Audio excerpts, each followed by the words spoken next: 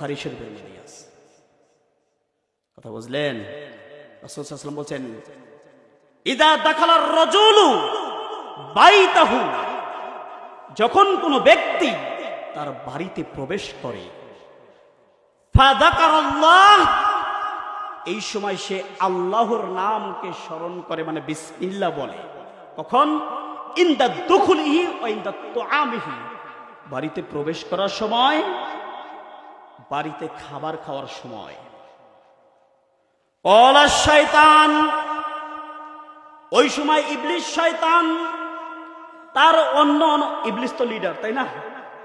ইবলিস শয়তান তার চেলা যারা আছে, তার প্রজা যারা আছে, তিনি তো নেতা, প্রজাদেরকে ডাক দিয়ে বলতে থাকে, এই শোন শোন শোন, এই বাড়ির মধ্যে তোদের কোনো খাবারের জায়গা নাই, এই বাড়িতে তোদের কোনো খাবারের জায়গাও নাই, কারণ এই বাড়িতে বিসমিল্লাহ বলে খাবার শুরু করা হয়েছে, এই বাড়িতে বিসমিল্লাহ বলে ঘরের মধ্যে প্রবেশ করা হয়েছে, অতএব এই বাড়ির মধ্যে তোমাদের কোনো প্রবেশের জায়গা নাই।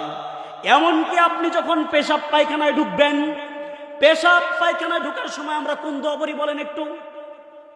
আল্লাহুম্মা ইন্নী আউযু বিকা মিনাল খুবুসি ওয়াল খাবাইস, না? হ্যাঁ, এটা বলার আগে একটু বিসমিল্লাহ বলতে হবে। কেন জানেন? এটা হাদিস আছে, প্রমাণ।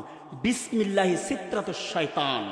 আপনি তো পায়খানা পেশাবখানায় ঢুকেছেন ভাই, ওয়াশরুমে ঢুকেছেন, ঢুকলে আপনি বলেছেন আল্লাহুম্মা আউযু বিকা মিনাল খুবুসি ওয়াল খাবাইস, হে আল্লাহ তুমি আমাকে খবিস মহিলা থেকে খবিস পুরুষ শয়তান থেকে আমাকে আশ্রয় দান করো। দোয়ার অর্থ হয়নি, এই দোয়া পড়লেন, আশ্রয় আল্লাহ দিল।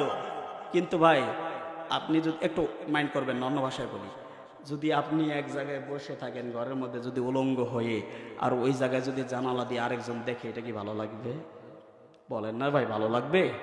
তাহলে বাথরুমে পেশাবখানায় আপনি ঢুকেছেন, ঠিক আছে, আমি কিন্তু আমলিয়াতের কথা বলতেছি ভাই, সচরাচর চলার মধ্যে যেগুলো সবাইকেও বলেন, আমি ওগুলো বলার চেষ্টা করতেছি। আপনি আমি ওই যে দোয়া পড়লে শয়তান আক্রমণ করতে পারবে না, ঠিক আছে, কিন্তু ও কিন্তু আড়ালে লুকায়ে আপনি আমি যে কাপড়টা খুলেছি এটা ঠিকই ও দেখতে পায়।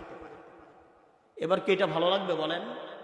এই জন্য রাসূল সাল্লাল্লাহু আলাইহি ওয়াসাল্লাম বলছেন, বিসমিল্লাহি সিতরাতুশ শাইতান, বিসমিল্লাহটাই হলো শয়তানের চোখের পর্দা।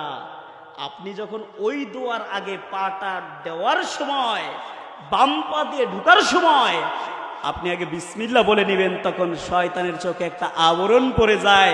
শয়তান তো আপনাকে আক্রমণও করতে পারবে না, ও চোখেও আপনাকে দেখতে পাবেন আপনি কি করছেন।